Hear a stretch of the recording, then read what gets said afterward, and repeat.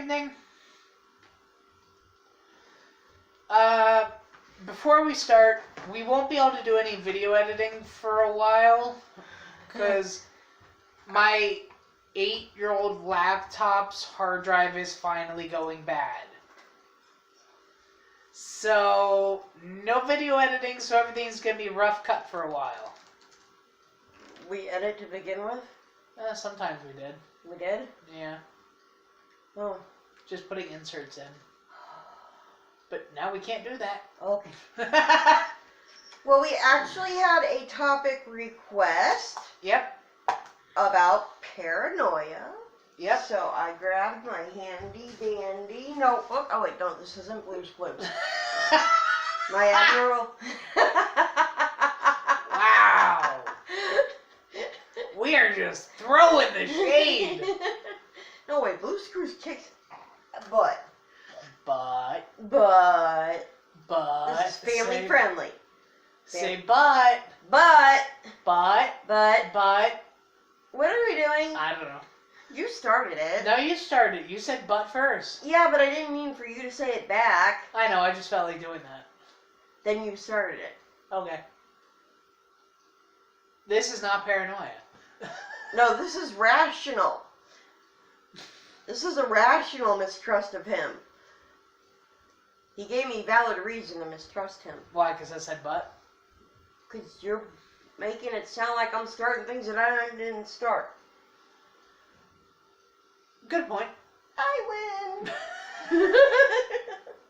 So anyway, I grabbed my abnormal psychology book. Dandy abnormal psychology book. And I grabbed my world of psychology book. She did not beat me with that book today.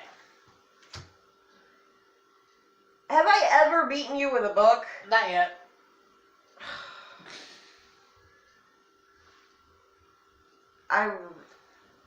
No more caffeine for you. I haven't had any in 4 hours. Yeah, well, apparently you had way too much then because you're... What the hell? What? Beating you with a book? Oh, Are you're you being weird. Are you trying to get the cops called on us or something? No, I'm just being weird because I feel like being weird, and weird is weird. There's a difference between being weird and making the person look like abusive. Good point. You tried to make me look abusive. No. Yeah. No. They know we're kidding. I know. You know I'm kidding. Nope. Yes. Nope. Anyway. Like we said, no editing, unfortunately, so you have to sit through that argument. Yep. Anyway, the topic that was requested was paranoia. Paranoia is defined as an irrational suspicion of others. Irrational being the key word here. Meaning that they have no real reason to be suspicious, they just are. So, say you have a neighbor you don't like. Right. Say they're a drug dealer. Uh-huh. This is all hypothetical. Yeah. Having a fear of something happening in that apartment or that house, rational. Yes. Because the fact that he has a history of dealing drugs, that gives you a valid reason. That would not be an irrational thought. Right, exactly. Exactly. Now, if it's some 80-year-old woman, you're worried that's gonna come and rob you and steal... But has never done anything to make you think that. That would be an irrational fear? Mistrust, suspicion. Yeah. Whatever. Yeah. Yeah, that would be the irrational one. Exactly. Okay, then. Exactly. I actually explained something for once. You're such a good boy. Who's my good boy? Who's my good boy? Yeah, anyway. That was weird. Awkward. Anyway, anybody can lean this way a little bit. Okay, there you go. Now you're in the picture. Anybody can get paranoid once in a while. I mean, it happens. Oh, yeah. It happens. Especially if you get new neighbors or something like that, and you don't know what they are yet, you might be a little paranoid. However, if it becomes a persistent problem, then you are said to have paranoid personality disorder. People with this disorder have a very pervasive mistrust, paranoia, whatever, of others, but not to the point that they have delusions or hallucinations. Pervasive basically means widespread. You're mistrusting of pretty much everybody around you, even people that you have personal relationships with. People with PPD are commonly very easily angered. I thought PPD was something else. Okay, paranoid personality disorder. Yeah, because PPD is short for something completely different. Okay. We're going to use PPD so I don't have to keep saying paranoid personality disorder. Okay, from this point forward, when I say PPD, I'm abbreviating paranoid personality disorder. Happy now? Yes. Okay. Sometimes we have to explain things like that. Oh, boy. They'll also, misconstrue any, like, you could, like, glance at them and they'll think you're thinking or plotting something. They'll interpret almost any kind of person's behavior as deliberately threatening or demeaning. They can usually hold on to a job even though they will be suspicious of, like, their bosses robbing them of wages or coworkers plotting against them. Now, when it gets to the point that you have PPD, but you also have hallucinations or delusions, where you actually think that you've actually confirmed in your head that somebody is definitely doing something to Onyx, I swear if you fall over, I'm going to laugh my butt off. Please stop sniffing the TV. Onyx, get down. Anyway, if you start having hallucinations and delusions of people plotting against you, persecuting against you, trying to punish you for something you didn't do, and you're actually hardcore believe that they really are doing this, not just you think they might be, then you graduate to what's called paranoid type schizophrenia. I'd never heard of that before. Yeah, there's like 5 different types of schizophrenia. That's crazy. You didn't know that? No, I didn't. I knew of, like, well, yeah, okay. Paranoid schizophrenia is the type that I have. It is? Yeah. Oh. Well, initially it was paranoid schizophrenia. Some people, or some doctors have said it's undifferentiated schizophrenia that I might have. Okay. We'll look that up some other time. Maybe even at the end of this video, because I'm almost done explaining this, really. Yeah, basically that's all there is to it. Paranoia, irrational suspicion of others. Paranoid personality disorder is persistent paranoia, widespread of others. PPD, to the point that you have hallucinations or delusions, goes to paranoid schizophrenia disorder, or paranoid schizophrenia. That's pretty much all there is on that. There's very limited information on genetics. There's limited information so far on how effective different types of therapy are on PPD.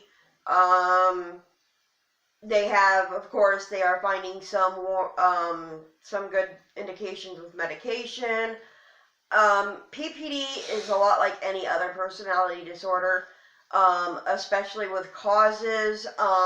There is a link that people who were abused as children by deceptive parents or were lied to a lot, or there was a trauma involving them being lied to or persecuted or whatever,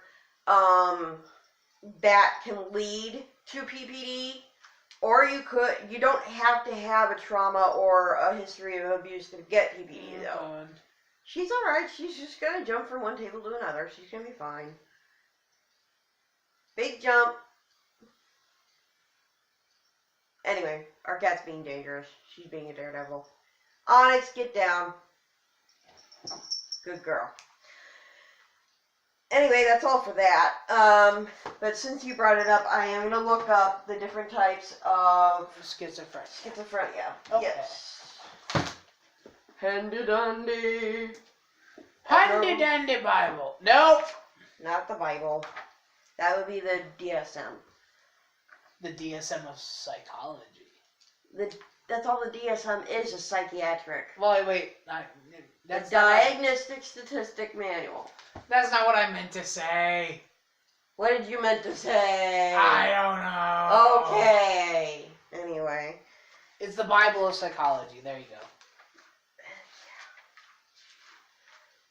Alright. Index.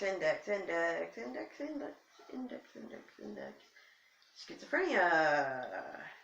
Types of schizophrenia. 421 to 23. Oh, there's some listed here. Catatonic schizophrenia, disorganized schizophrenia, which is what they say I might have, paranoid schizophrenia, and simple schizophrenia. Let me look up and see specifics on page 421. Simple schizophrenia? I'm looking it up right now. That seems kind of oxymoronic. Okay.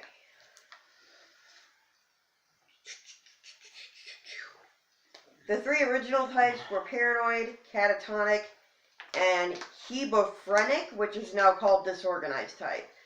A psychologist by the name of Bleuler added simple schizophrenia, which is a milder form of schizophrenia that is characterized by disorganized thinking, odd behavior, and excessively vague speech, but without active schizophrenic features like hallucinations or delusions. Alrighty then. Disorganized is people who have symptoms of different types of schizophrenia.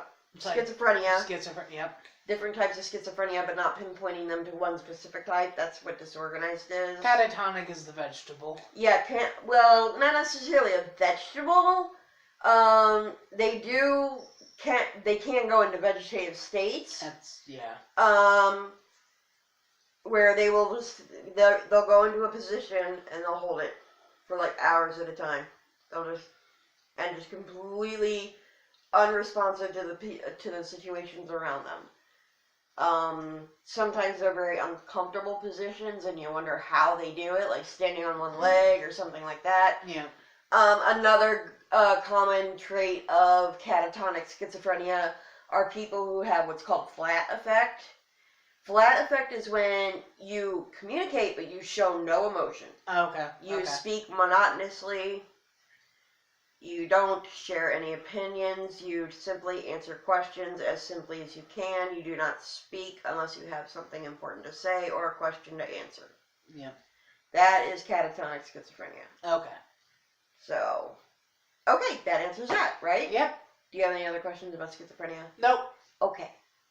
Do you have any more questions about schizophrenia? Put them in. Or any other questions in general? Or paranoia? Put them in the comments below. And while you're at it, don't forget to subscribe and ring the cute little bell that tells you when we put videos up. Ding! Ding! I don't know. Alright, well, that's all we have for tonight. So, you have anything you want to add? In the famous words of Richard Nixon, peace! I don't know. What? I don't know. I don't think... No. No. No. Ignore him. He's broken today. Wow! I'm turning the camera off now. Okay. And then I'm going to hit you with a book. Yay! Alright, we will see you guys tomorrow. Have a good night.